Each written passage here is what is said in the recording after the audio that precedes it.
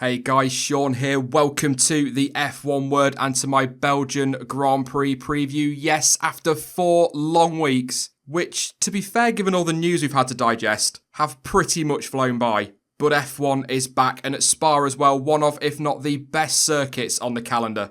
And following back-to-back wins before the summer break, Lewis Hamilton will be hoping to deliver another blow to Sebastian Vettel in the title fight. But the German will be desperate to take the win in Belgium and start closing down that 24-point gap.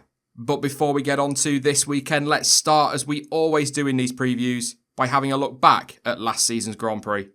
It was Lewis Hamilton who took pole position on the Saturday with a lap time of a 1:42.553. The Brit then went on to convert that into victory on Sunday, finishing ahead of Sebastian Vettel and Daniel Ricciardo, who rounded off the podium for Red Bull. Hamilton was also voted as driver of the day from the fans, and Sebastian Vettel set the fastest race lap with a 1:46.577. That was set on lap 41, and that time on the layout that's been used since 2007 is the current lap record for the circuit.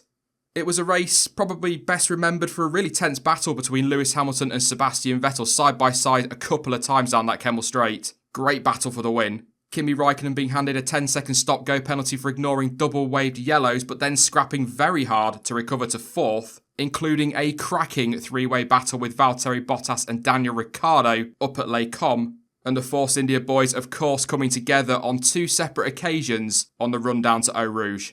So, a fair bit of action in 2017. Not really as much as perhaps we tend to be used to at Spa, but hopefully this weekend, with the drivers a little bit rusty and rain also forecast, we might get another cracker. One man who will absolutely be looking for a very strong weekend is Stoffel Vandoorne. It was a frustrating end to what was looking like a very good race for the Belgian in Hungary. He was set for points and was very close to teammate Fernando Alonso before a gearbox issue saw him pull over to the side of the road and retire. So he will obviously be looking to bounce back at Spa. He is also under big pressure at the moment and will want to deliver a flawless and decent weekend to try and relieve some of that pressure. You know, the team have once again come out and said they are behind him, but then have gone on to reiterate that they are still looking at possible options elsewhere. It is, of course, his home Grand Prix, so the crowd will be absolutely right behind him, and hopefully he can use that and the whole weekend as a platform to build on for the rest of the season, just in a bid to try and save his seat if nothing else, and prove that he has got the talent and the ability to stick around in Formula 1. He's another driver that I really hope we don't lose from the grid, certainly not mid-season.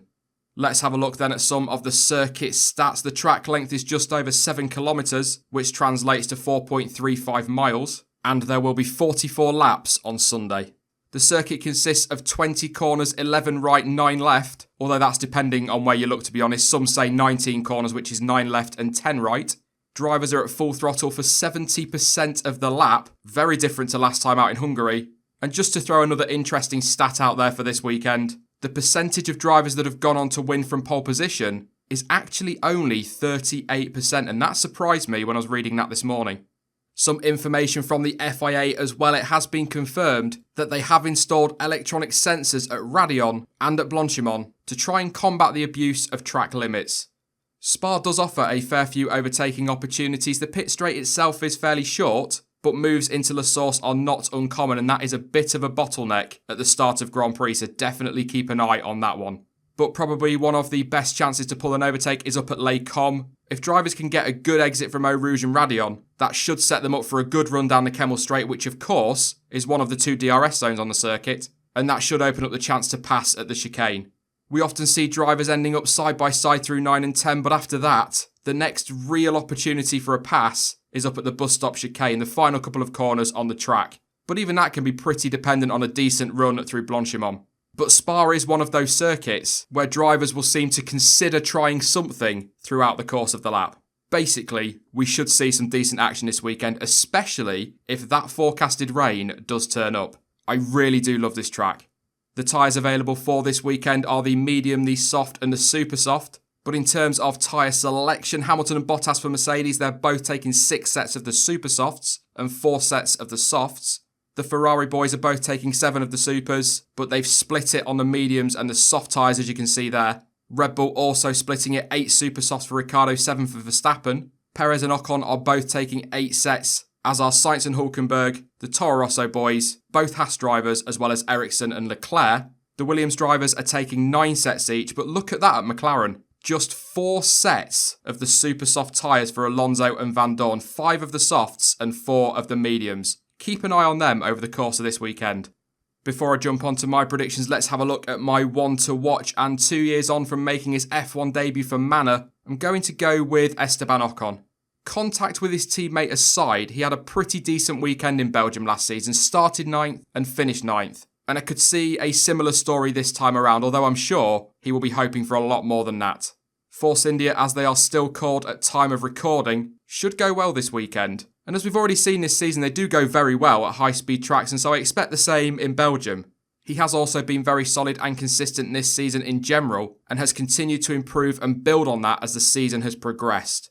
But on a personal level, Ocon will want to impress with those doubts over his immediate future with the team, and of course his seat in 2019.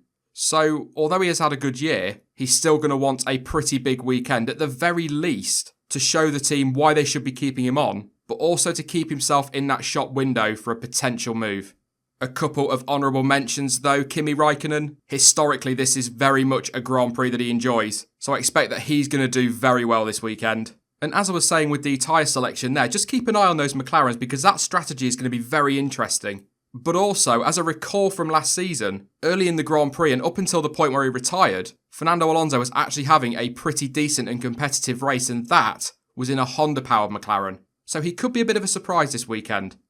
On to my probably terrible predictions then. And I've got a feeling that Ferrari are going to have a pretty good weekend. But as we've seen throughout this season, it is going to be very, very close between them and Mercedes. And of course, if the rain that is forecasted does turn up, as we saw in Hungary, that can change things very quickly between the top 2 teams.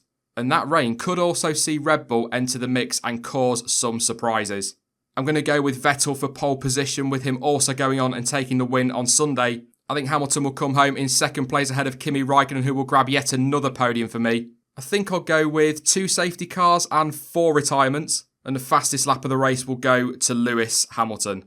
That is it then for my Belgian Grand Prix preview, and of course they were just my predictions, but what are yours? Who do you think will take pole position on Saturday? Who are you expecting to go on and grab victory on Sunday? And which driver is your one to watch? Let me know your thoughts in the comments section down below. I will be back tonight live at 8 PM for Thursday's F1 Daily, where hopefully we will have an update on the Force India situation. And don't forget to join us over the course of this weekend for a lot more live streams, including session roundups, watch-alongs, and as always, the race debrief on Sunday. In the meantime, though, you can follow me on social media. Links to Twitter, Instagram, Facebook, and to Discord are all in the description down below. But as ever, thank you for watching. I've been Sean. This has been the F1 Word, and until next time, goodbye.